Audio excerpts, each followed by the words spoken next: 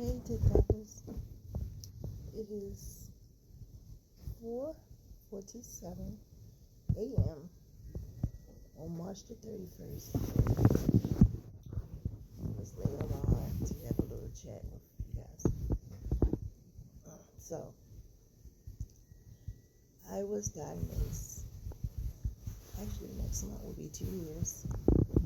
I had coronary artery disease.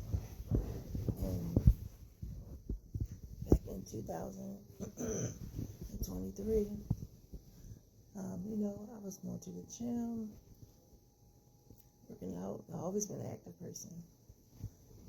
But I started noticing me having shortness of breath when I would talk to my clients or walk across the street to my car in the parking lot.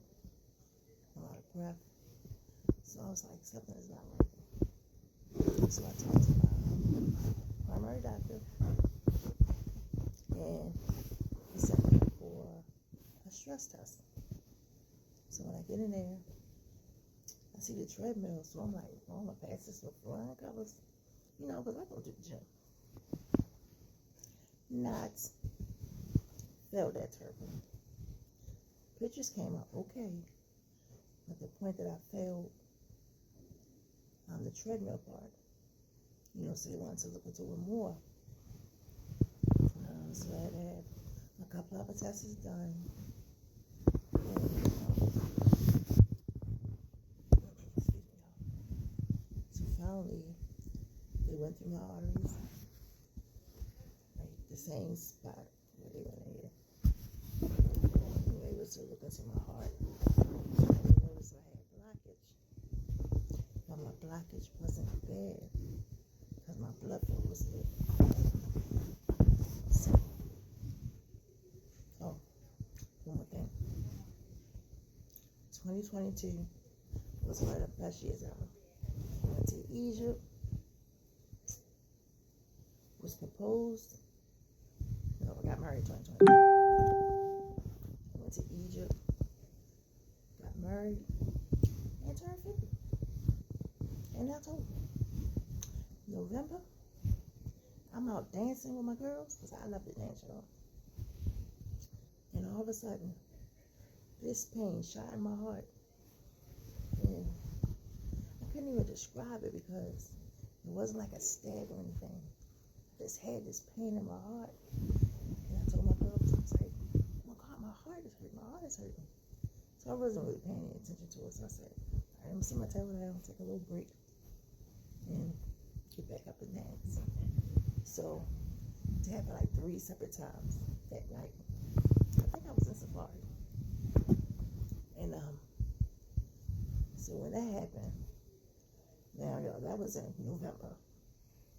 I didn't go see, and this is the key point, I did not go see my doctor until I think it was January, maybe February, and then April I was diagnosed with CAD. So I had to get put on some meds. My cholesterol was high.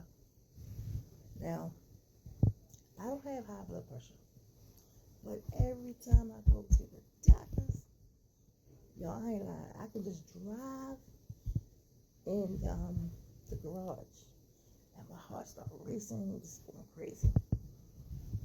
So then I was told, I was finally diagnosed with white coat syndrome. I never even heard of that. I had white coat syndrome. Anyway, back to my story. So April 2023, I was diagnosed with that. So at first I was so upset because I was like, I can't believe this. Like, I just turned 50. I turned 50 in October. And this was April after October. I was like, this is just crazy. I cannot believe this. I ain't taking all that medicine. That's just crazy. So I was being stubborn and everything. And that particular appointment, my mom went with me. And they started the cardiologist, Dr. Ince. Not Mercy, I love him. he asked about our family history.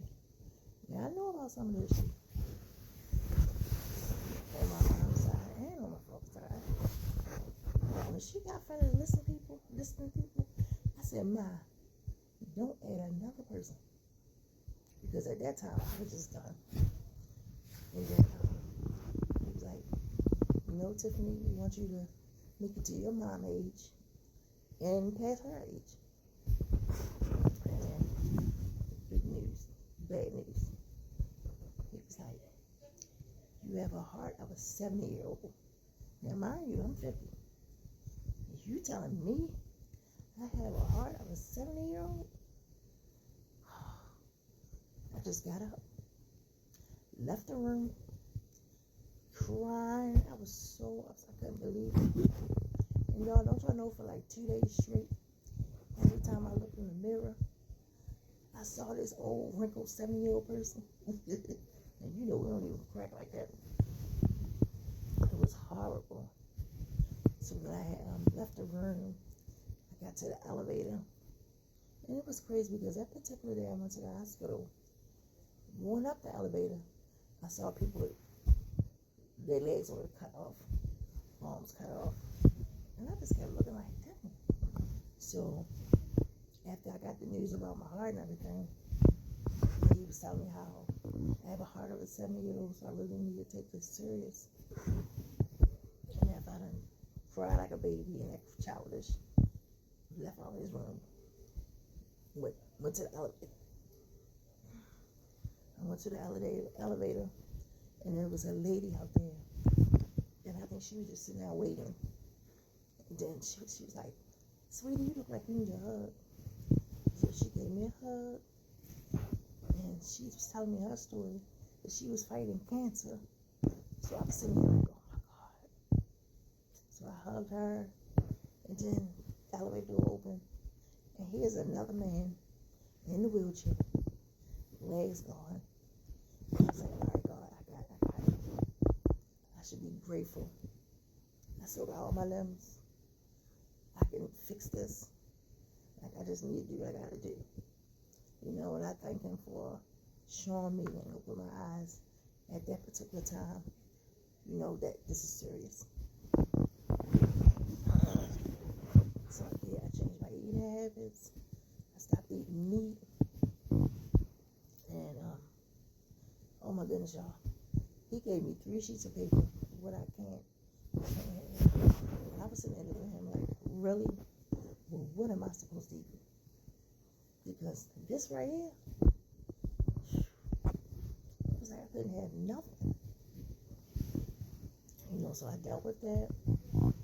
And, I used to do water aerobics too. But I couldn't do any of that. All I had to be cut out until, we started working on the situation with my heart. I'm pretty run out of time, though. But please go get checked. Because I don't know why us sisters, brothers, please go get checked. Don't wait till it's too late. Do not wait till it's too late. I know people out here got fibroids. They don't get checked. They don't get their pap smears. They don't get their mammograms. They don't even go see their primary care for their annual checkup. That's when you get your blood drawn. Talk to your doctor about everything that's been going on. They don't even do that. Y'all gotta get checked out. Please. And don't end up like me. Even though I did go to the hospital. Thank God I did. I didn't go as soon as I should have. But I did go.